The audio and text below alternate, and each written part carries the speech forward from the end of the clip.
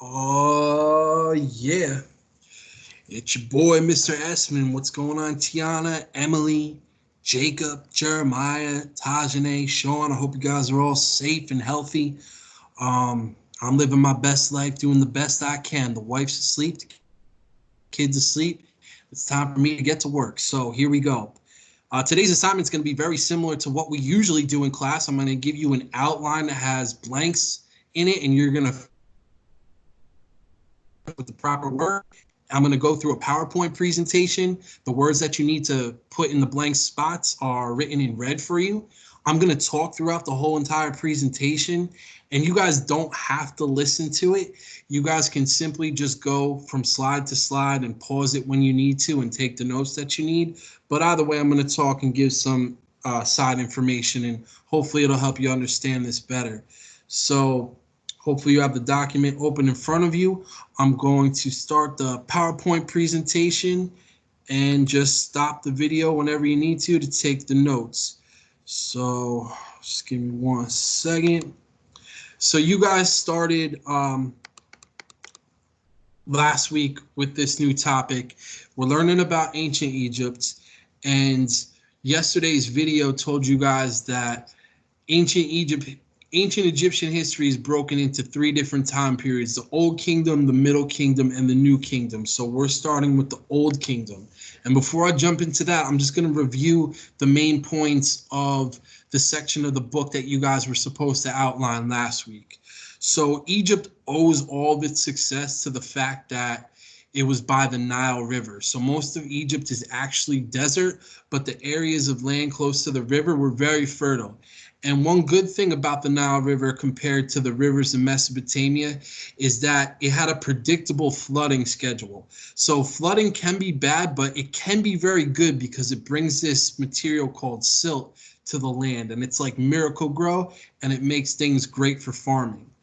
In Mesopotamia, the floods were so unpredictable that it would end up destroying things when people weren't ready for it. But in Egypt, they knew when it was coming and they could use it to their advantage. You have all these different villages and towns that are popping up next to the river, and over time, these different villages would band together and gang up with each other, and eventually you have two different regions in Egypt. You have two kingdoms, Lower Egypt and Upper Egypt. Over time, though, a king from Upper Egypt named Menes, he invades Lower Egypt and he unites the two kingdoms into just one Egypt. And he gets credit with being Egypt's first pharaoh. So pharaoh is just another word for king. That's what they called him in ancient Egypt. Actually, in ancient Egypt, they never used the word pharaoh. Historians today use that word. Interesting stuff. But either way, Menes, when he becomes pharaoh, he also starts the first dynasty. A dynasty is when you have a series of rulers that are all related to each other. So if I'm the pharaoh and I die, my son takes over. When he dies, his son takes over, and on and on. That's a dynasty. So Menes and his family ruled for a couple hundred years, and then a different family took power and they ruled for another almost 200 years. So in total, the first two dynasties ruled Egypt for about 4 centuries. The third dynasty, when they came in, this begins the time period known as the Old Kingdom. So at this time, the Egyptians developed a political system, meaning a government system, based on the belief that the pharaoh was both a king and a god. So he was half human, half god. In Mesopotamia, people felt like the kings were chosen by the gods, but they weren't gods themselves. But in Egypt, it's a little different. And they believed that the pharaoh had come to earth to manage Egypt for the rest of the gods. So while the sky god and the sun god and all those other gods are doing their own thing and affecting the earth in their ways, it's up to the pharaoh to actually control the people. So with great power comes great responsibility, people. And everything that went well in Egypt, the pharaoh got credit for. But if things went bad, he got all the blame. Whether he could control it or not, he got blamed for it, and he also got the credit. So people thought that the pharaoh had a lot of control, considering that he's half god, right? So the most famous pharaoh of the Old Kingdom was Khufu. He's best known for the monuments that were built for him. So the most famous thing that was built for him, if you look at this picture here on this slide, this is the most famous Egyptian photo. I'm sure you guys have seen it before. These are the pyramids at Giza, and I'm going to explain later what the pyramids were for, but that one in the middle of the big ones, that huge one, that was built for Khufu in his honor. But I'll talk about the pyramids more in a little bit. This is how their social structure was set up. So you have the pharaoh at the top. He's the king. Right below him, you have the upper class members. You have the priests and the government officials, the guys that made the laws and kind of ran the city or ran the empire. Underneath that, you have the middle class full of lesser government officials, so less important people. Scribes, which are people who know how to write. So if you know how to read and write, you could go from being nobody to at least a middle class person. Craftspeople, who are people that make things with their hands, and merchants, people that sell things in shops.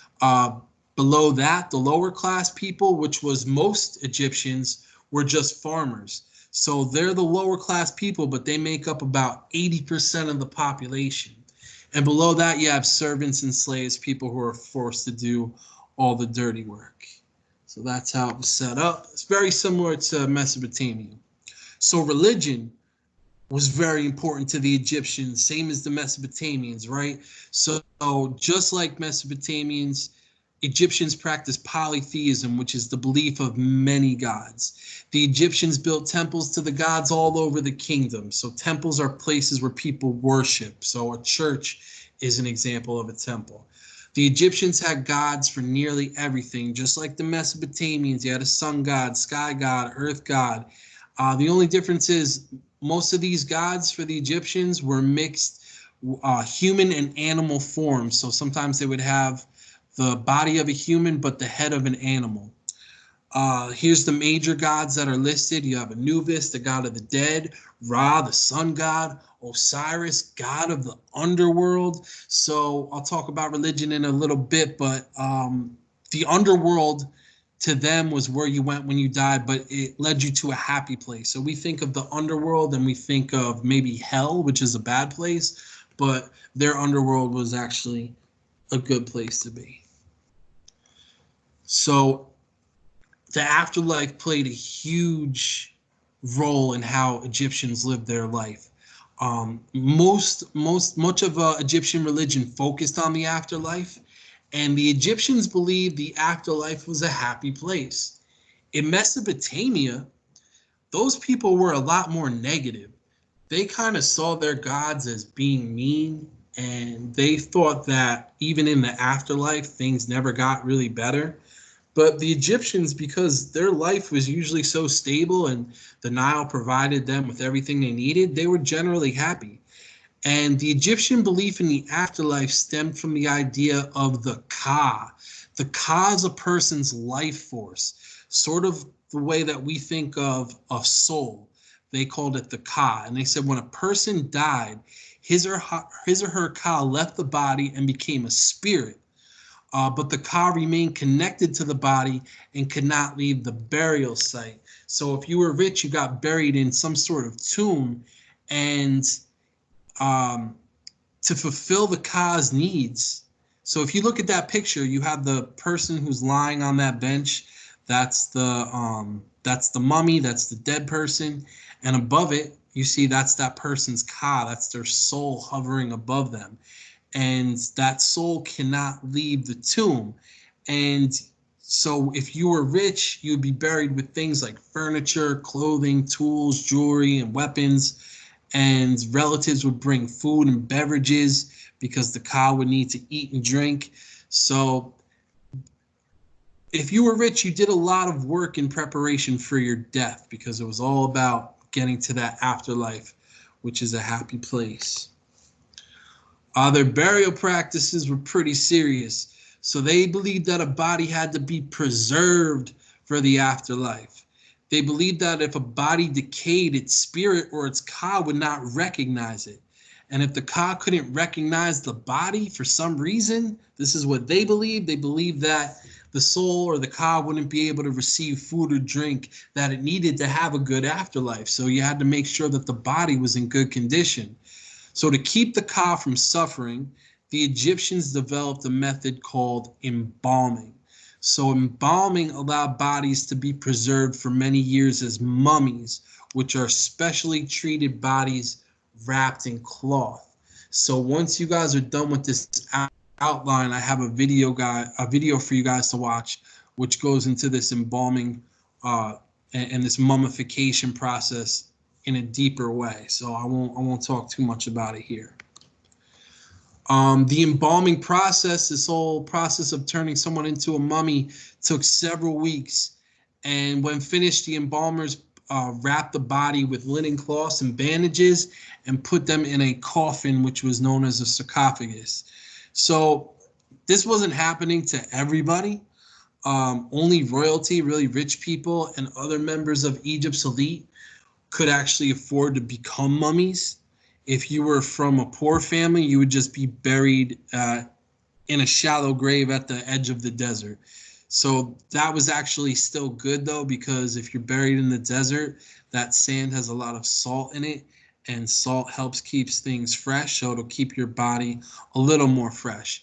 So when people get buried today and they get put in coffins and get put underground, your body decays in, don't quote me on this, but it doesn't last that long. It only lasts like a few months, I think, before your flesh is gone and you're just bones and hair and teeth. But the way that the Egyptians did it, they unwrapped these mummies thousands of years later, and they're actually kind of still intact. Their flesh is still sort of there. All right, the pyramids. This is what the Egyptians were most famous for. So the Egyptians believed that burial sites were very important. So as a result, they built spectacular monuments in which to bury their rulers.